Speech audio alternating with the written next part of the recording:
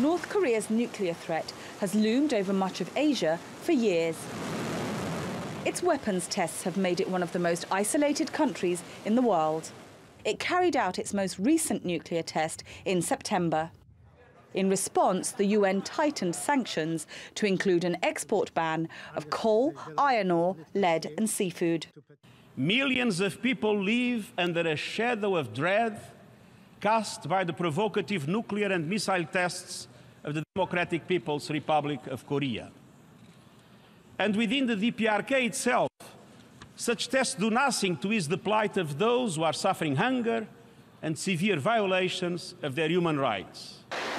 But North Korea appears undeterred. Since February 2017, it's conducted over 15 missile tests of various types. Last month, it tested another intercontinental ballistic missile, thought to be capable of striking the US mainland.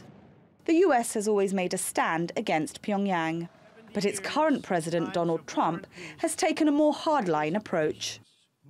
The United States has great strength and patience, but if it is forced to defend itself or its allies, we will have no choice but to totally destroy North Korea.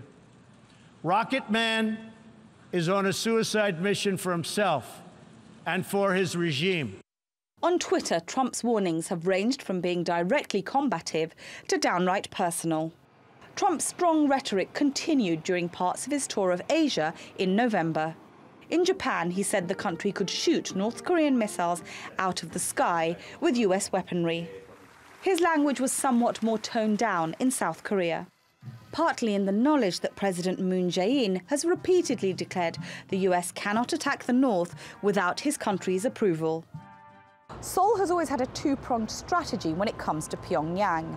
While it plans to continue to exert pressure on Kim Jong-un to abandon his nuclear program, it's never ruled out dialogue. Because what South Korea ultimately wants is reunification. The real challenge for Trump was in China, where he tried to persuade President Xi Jinping, a longtime ally of North Korea, to further isolate Pyongyang. North Korea's seclusion has also impacted its own people. Last month, dramatic footage emerged of a North Korean soldier escaping across the heavily fortified DMZ, the border between the North and the South. He was chased and shot at by his fellow soldiers, who briefly crossed into South Korea, breaking the 1953 armistice agreement that halted the Korean War. The US has now labelled North Korea a state sponsor of terrorism.